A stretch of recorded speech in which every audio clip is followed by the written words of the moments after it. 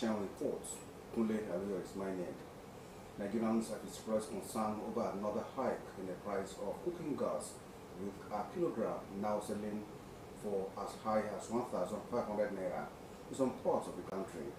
Despite Nigeria's vast natural gas reserves, the price of cooking gas has remained high, raising questions about what's fueling the surge. In this report, Osrc's Blessing Obe takes a closer look at the rising cost of cooking gas and the outlook for the domestic market. Her report.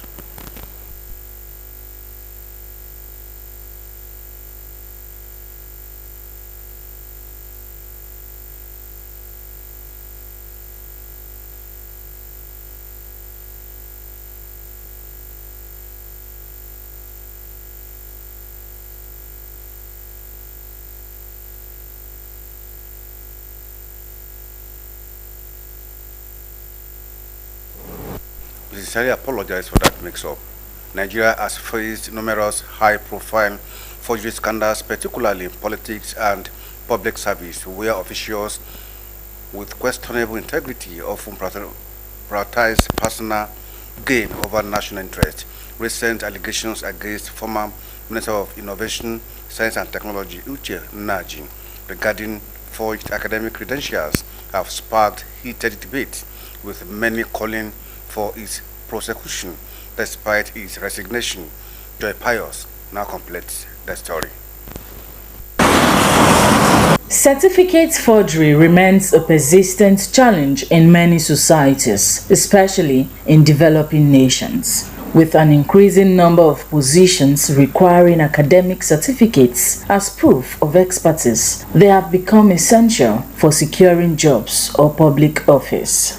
Economic pressures and the lack of robust verification systems have fueled a thriving underground industry for forged certificates. Since Nigeria's return to democracy in 1999, several politicians have been accused of falsifying academic credentials to secure undeserved positions. Many have faced consequences, including forced resignations or disqualification from office. The latest case involves the former Minister of Innovation, Science and Technology, Uche Nnaji, who allegedly submitted forged academic and NYSC certificates during his 2023 ministerial nomination process to President Bola Tinubu and the Senate.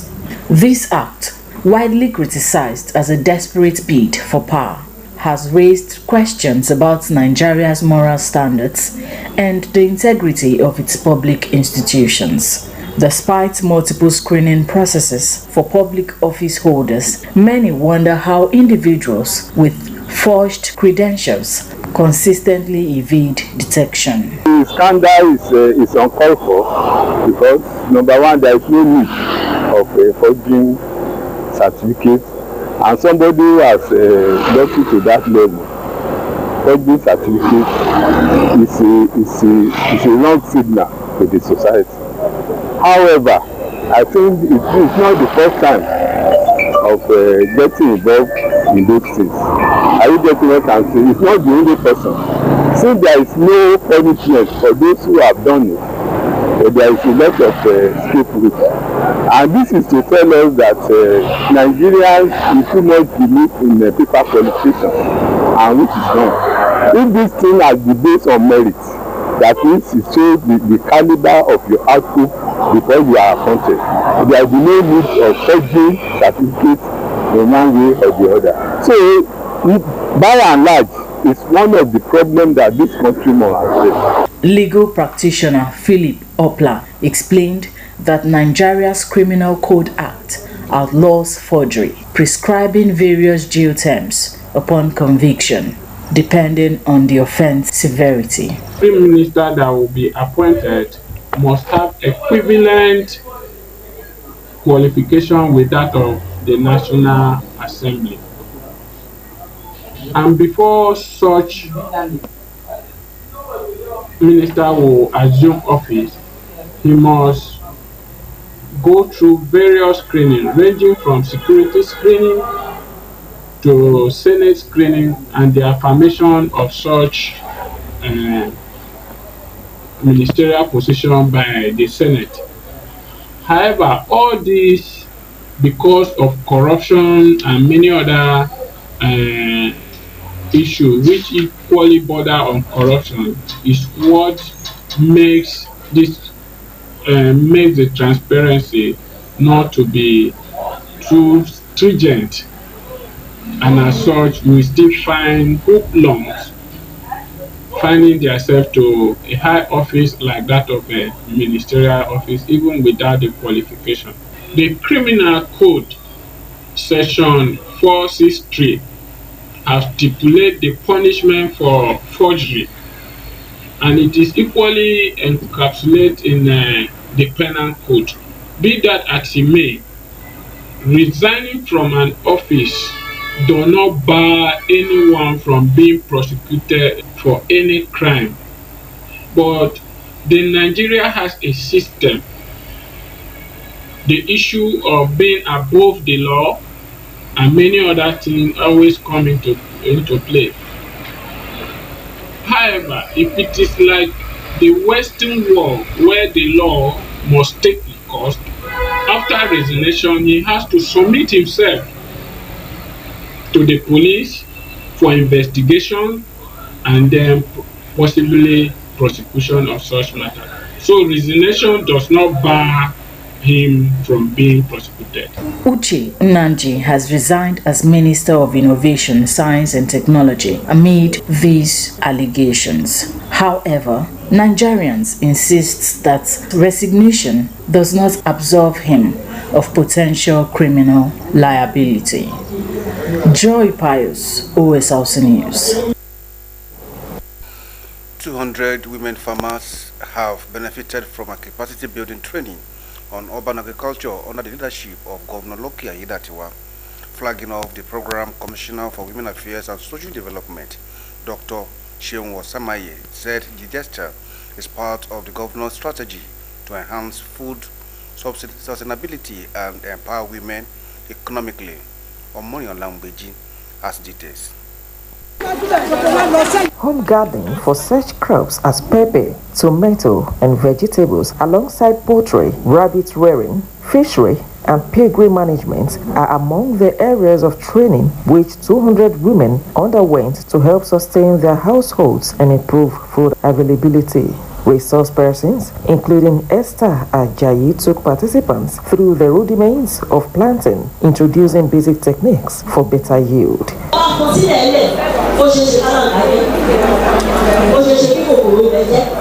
Participants described the training timely, saying the knowledge acquired will assist them in improving their family's daily consumption and income.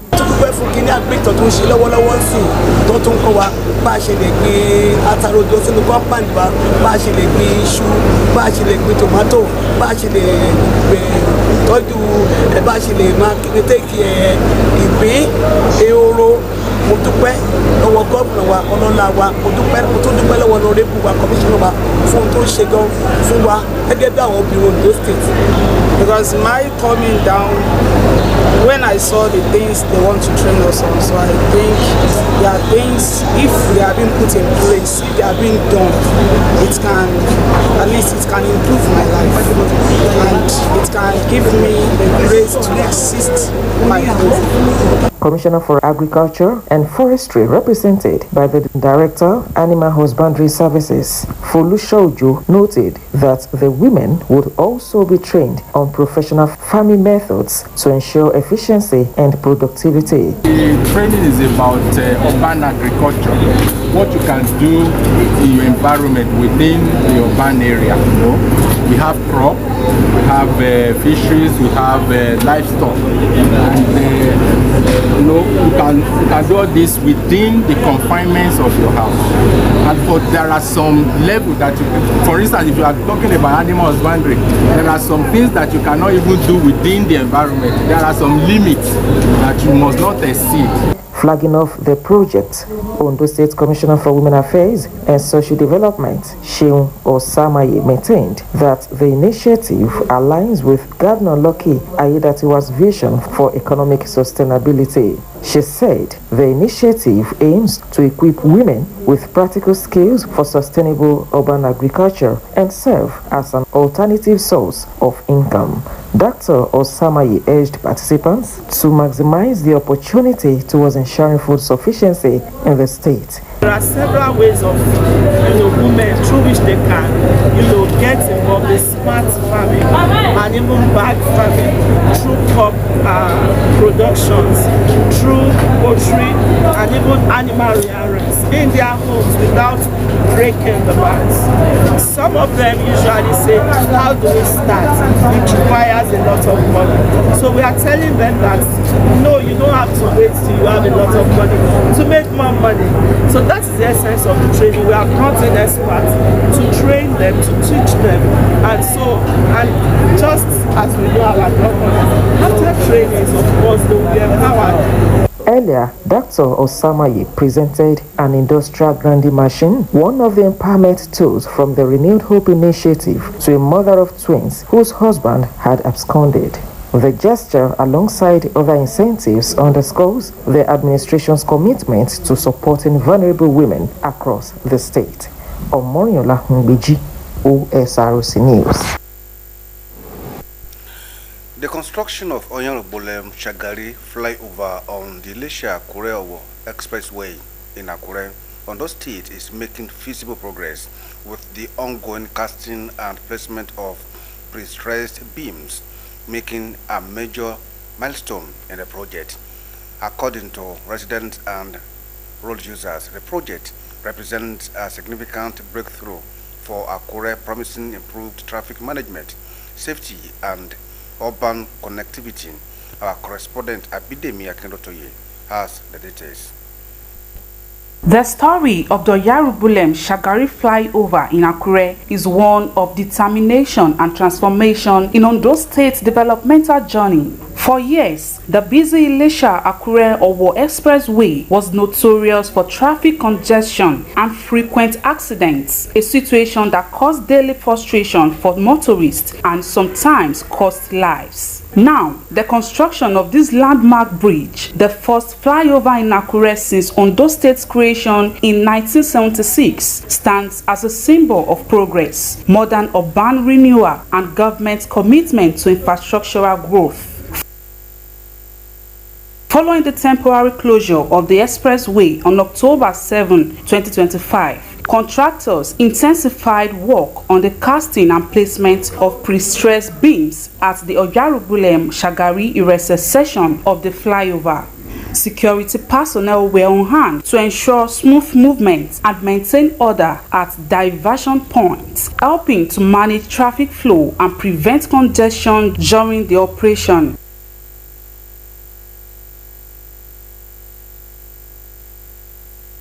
A resident, Oladipupo Fabumi, expressed appreciation for the ongoing development, noting that the flyover will bring lasting relief to commuters who have endured years of gridlock along the route.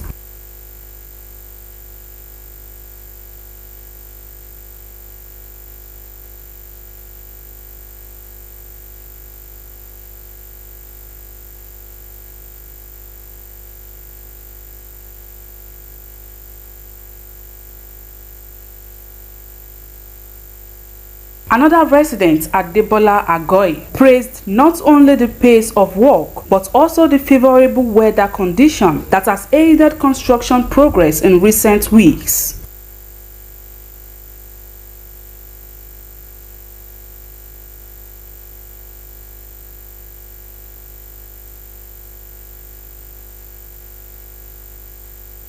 As the casting and placement of beam continues, residents and road users are appealing to the government and contractors to sustain the momentum and expedite completion. Though the temporary diversions has caused some inconvenience, many believe the short-term discomfort will lead to long-term benefits, ensuring safer, smoother, and faster movements across Akure and beyond.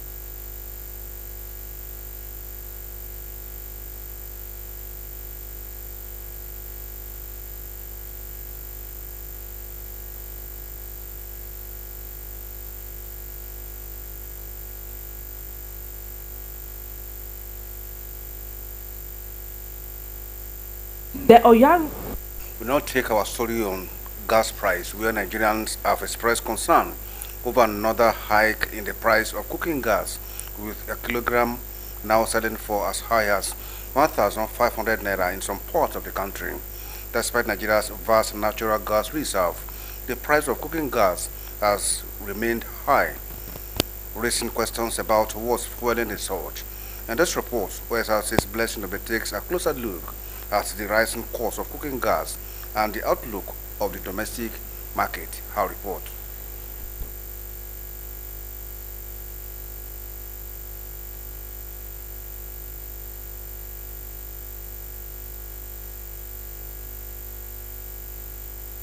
At a sort of crazy amount, you are also going to buy for your gen, you now buy gas again, and it's stressful. You don't use your mind to think of any other thing than, okay, I have to buy fuel, I have to buy this and that. I think the government should just come in and do something about this gas issue, because it's really wounding people. We are appealing to the federal government. It should help us. We are looking for way out, what to do, where are we now heading to? We are confused. The last time I came was 1,050 naira per kg. Now it was 1,350. Our salary is not up to that. What we are earning, we could not afford it with what we are buying, where we are spending. The federal government should help us to find solution to this our problem. You understand? So if today you buy at a certain rate, you will not say that you will sell at a lower rate. You understand? So currently, unless other refinery in Nigeria is working, if Nigeria stop flaring gas and Nigeria refinery are working perfectly, the Warri refinery, the Port Harcourt refinery, and possibly the Kaduna refinery, if they are working well and they are refining these products, and possibly if there are other players, the big shots in Nigeria that can place their money and invest in gas production, the price will come down, and I think it will be a little bit more competitive.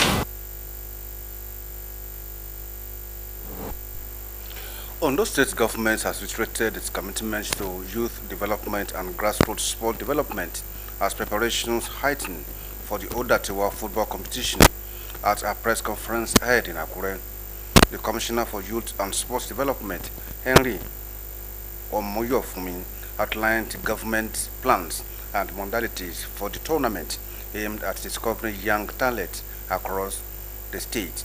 Our correspondent, Benga Uluwajana, was there and now reports.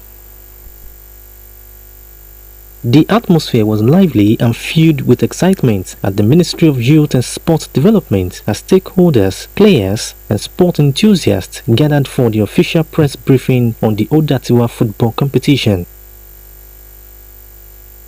Commissioner for Youth and Sports Development, Henry Omoyofumi, in his address outlined the modalities of the competition and emphasized that it is aimed at discovering raw football talents across the 18 local government areas of Ondo State. The Governor's Cup will feature 36 teams representing 18 local government areas of Ondo State with 2 teams per local government. The format of the competition. Group stage, 36 divided into 9 groups of 4. Each team play a round robin. Knockout stage, 9 group winners plus 7 runners of 16.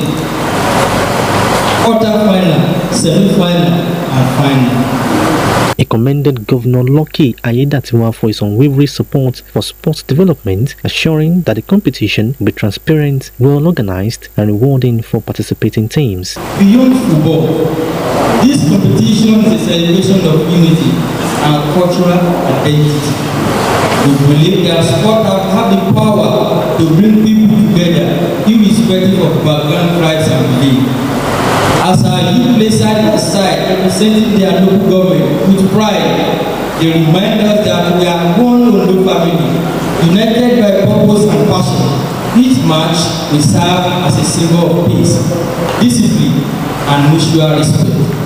There was goodwill messages from stakeholders who praised the initiative and pledged support towards ensuring the success of the tournament. On behalf of all the 17 local governments I'm here representing, I want to commend this laudable initiative of the ministry, bringing such a relief and support in the area of sport in a time like this. We are going to discover one or two that is going to be one of the future tomorrow and that is going to represent the state to the national level. Talent discovered should be nurtured and ensure that they become a formidable team for states. A major highlight of the event was the presentation of the competition trophy to Governor Ayedatiwa through the commissioner, a symbolic gesture marking the governor's endorsement of the championship. With the unveiling of the trophy, the Ayedatiwa football competition is officially set in motion, rekindling hopes for grassroots football revival and giving young players a platform to shine. Benga Oluwajano, Osrc News. And that's it on Sunshine Report. Good afternoon.